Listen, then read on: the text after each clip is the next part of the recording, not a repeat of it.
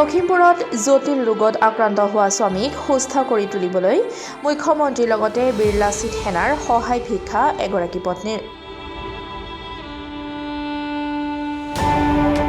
লখিমপুৰ জিলাৰ বিহপুৰীয়া সমষ্টিৰ অন্তৰ্গত মহাপুৰুষ মাধৱদেৱৰ জন্মস্থানৰ সমীপৰ বৰপথাৰ চামগুৰি গাঁৱৰ ৰাজীৱ পাৱে নামৰ ব্যক্তিজন বিগত 2 বছৰে এক জটিল ৰোগত আক্ৰান্ত হৈ আছে।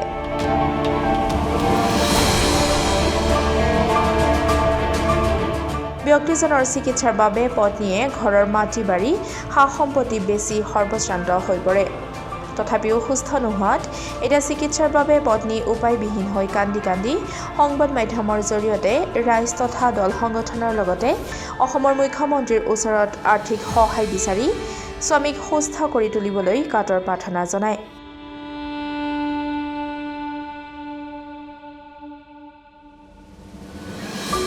স্থানীয় ৰাইজেও এই দুখীয়া দিন হাজিৰা কৰি পৰিয়ালটো পোহপাল দি থকা ব্যক্তিজনক সহায়ৰ হাত আগবঢ়াবলৈ স্থানীয় বিধায়ক অমিয় কুমাৰ ভূঞাৰ লগতে বীৰ লাচিত সেনাক আহ্বান জনায়। সেয়েহে ইচ্ছুক ব্যক্তিয়ে সামৰ্থ্য অনুযায়ী যি পাৰে সহায় কৰিবলৈ Rajiv power bank account number 2026606202 FSC FINO 0001001 অথবা তেওঁৰ জিপে স্কেনাৰত দিবলৈ পত্নীয়ে অনুৰোধ জনায়।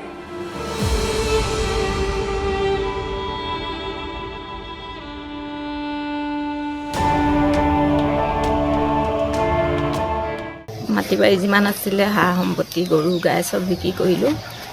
এতিয়া অৱশেষত অৱস্থা নাই কাৰণে আপোনালোকৰ জৰিয়তে সকলো অসমবাসীকে সহায় কৰিবৰ কাৰণে আহ্বান জনাইছোঁ। লগতে মাননীয় মুখ্যমন্ত্ৰী ডাঙৰীয়াকো অনুৰোধ জনাইছোঁ। আপোনাৰ ট্ৰিটমেণ্ট এতিয়া বৰ্তমান ক'ত কৰি আছে আপোনালোকে?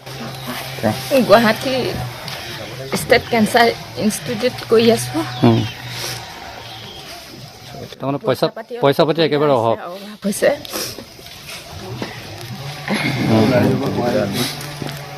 সেইবাবে আপোনালোকৰ ৰাইজক অসমবাসী ৰাইজক অনুৰোধ জনাইছোঁ, যোনে যি পায় অকণমান সহায় আগবঢ়াই যেন মানুহজনক আৰোগ্য কৰাত সহায় কৰে যেন ধন্যবাদ জনাইছোঁ। আপোনাৰ নামটো কওকচোন, আপোনাৰ পৰিচয়টো প্ৰথমতে কওক। নমস্কাৰ, মোৰ নাম শ্ৰী ৰাজীৱ পাৱে। মোৰ ঘৰ লখিমপুৰ নাৰায়ণপুৰ বৰপথাৰ চামগুৰিত ঘৰ। আৰু আপোনাৰ অসুখটোৰ মানে এতিয়া ক'ত ট্ৰিটমেণ্ট কৰি আছে?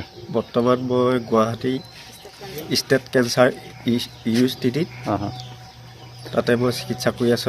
কিমান দিন হ'ল? আজি এবছৰ হ'বই হ'ল এই কৰ্কট ৰোগৰ। আচ্ছা, আপুনি এনেই এতিয়া আপোনাৰ পইচা পাতি কেনেকৈ খৰচ কৰিছে? পইচা পাতিবোৰ তেনেকৈ নাই, মাটি অকণ আছিলে তাক বেছি মেলি যিকণ পাৰি চিকিৎসা কৰিলোঁ। আৰু এতিয়া এই নিউজৰ সহায়ত মই সকলো অসমবাসীৰ লগতে মাননীয় মুখ্যমন্ত্ৰী হিমন্ত বিশ্ব শৰ্মা ডাঙৰীয়াকো অনুৰোধ জনাইছোঁ, তেখেতেও যেন অকণমান আমাক চকু মেলি চায়। এয়াই মই কয়। আপোনাৰ পৰিয়ালত কোন কোন আছে এতিয়া? পৰিয়ালত মোৰ দুগৰাকী আছে, ল'ৰা এটা আছে আৰু ছোৱালী এগৰাকী আছে। তাৰমানে এতিয়া আপোনাৰ তেনেকুৱা উপাৰ্জন কৰা মানুহ ঘৰত নাই? উপাৰ্জন কৰা মানুহ নাই তেনেকৈ। ল'ৰা পঢ়ি আছে কলেজত ফাৰ্ষ্ট ইয়েৰ। তেখেত ল'ৰাকো বহুত কষ্টৰে পঢ়াই আছোঁ।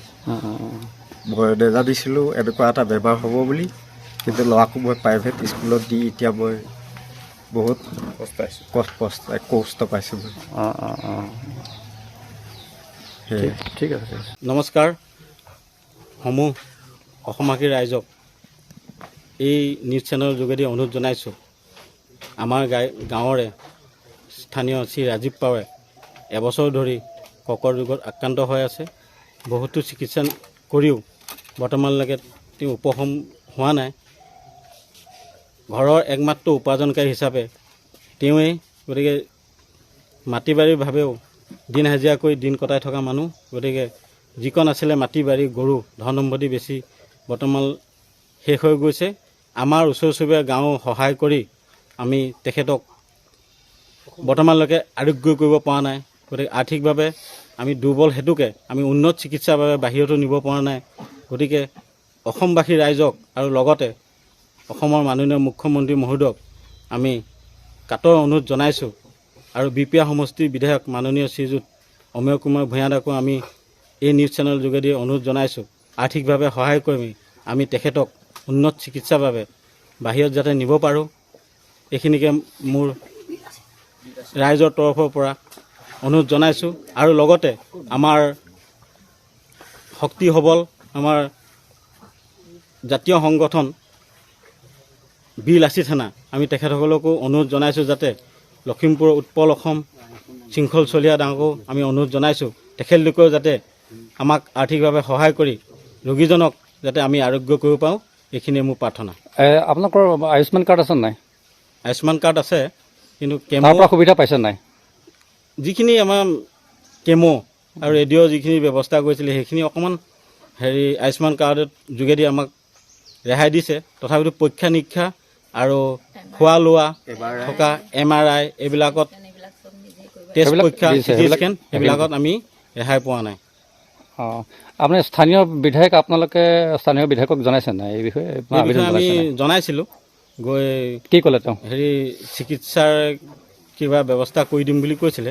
গতিকে বৰ্তমানলৈকে আমি কোনো সদুত্তৰ পোৱা নাই আচলতে। আশা কৰিছোঁ যাতে আমি পাম।